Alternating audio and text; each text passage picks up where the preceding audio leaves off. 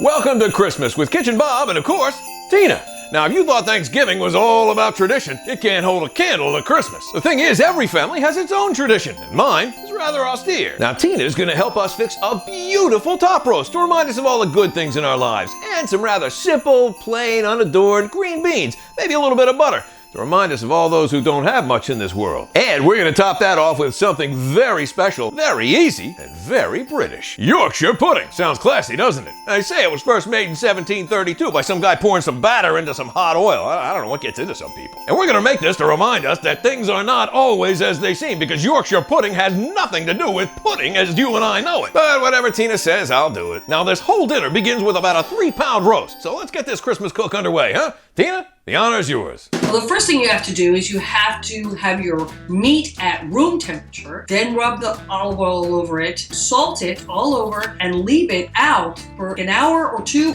The salt draws the liquid out of the meat, out of the cells and the muscles of the meat. And then, she hates when I do this, as the salt penetrates the meat, it draws the moisture back into the previously compromised fibers, thereby tenderizing them. If you dump salt on your meat and you cook it right away, you'll just end up with shoe leather. Oh, and now's a good time to preheat your oven to 475 degrees. Now, make sure you got everything you need. A muffin pan with 12 holes, a liquid measuring cup and one for solids, a quart of whole milk, 4 eggs, regular flour, some coarse sea salt, and some pepper. You'll need a big bowl and a whisk, and some vegetable oil. Oh, and speaking of vegetables, get 2 carrots, 2 sticks of celery, a bunch of garlic, 2 onions, I like to mix and match mine, some thyme and rosemary, and a handful of green beans for later. I know it sounds like a lot, but this is so simple. Chop up all the vegetables, don't even peel them, make chunks of them. Chunks of carrots. And your celery. Chunks of onions. You're gonna take a bulb of garlic and you're just gonna break it apart with all the outside skin on it, and then just sprinkle it in.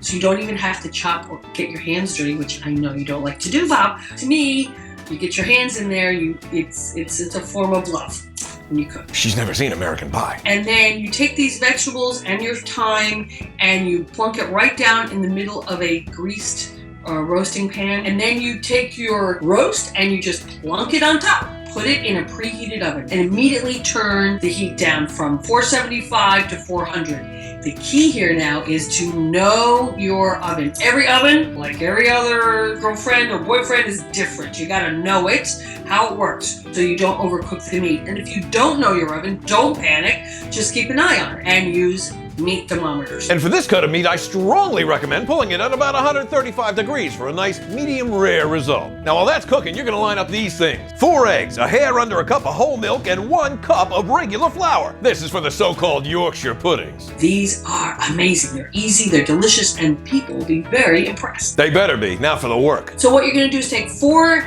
good-sized eggs in a big bowl that gives you lots of space, and you're gonna whisk those 4 eggs into the bowl and get a lot of air in there, and then you're gonna put just under a cup of whole milk.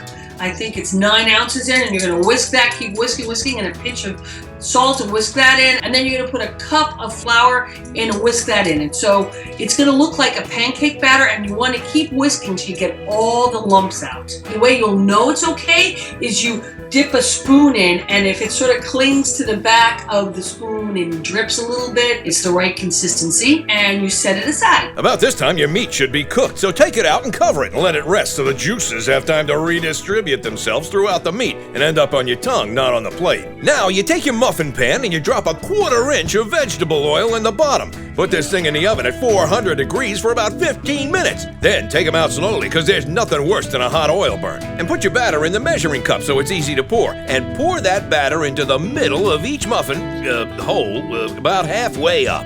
Then put them in the oven at 400 degrees for about 15 to 20 minutes. Now be careful, because these things are gonna puff up like Val Kilmer, so don't open the door until you're ready to pull them out. The top should be brown. When you take them out, don't slam them on the thing, because then they'll just go flatten out. So you want to take them out, gently put them down there, let them cool down a little bit, and they look very pretty on the plate.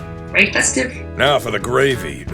People get so scared of gravy. I don't know why. It's really simple. As usual, she's right. You scrape out all the stuff from the roasting pan and start mixing in water and flour with the leftover juices over low heat, stirring all the way and for what seems like forever. You can even throw in a cube or two of beef bouillon for extra flavor. Eventually, you'll have enough flour or water, I don't know which, but it starts to thicken, and guess what? You've got gravy. Now you pour a cup of water into a pan and throw in some green beans for about 10 minutes. The result? A delicious holiday dinner of top roast Yorkshire pudding and those austere green beans.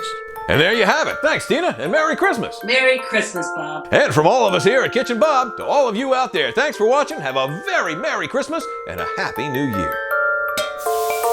Is that gas?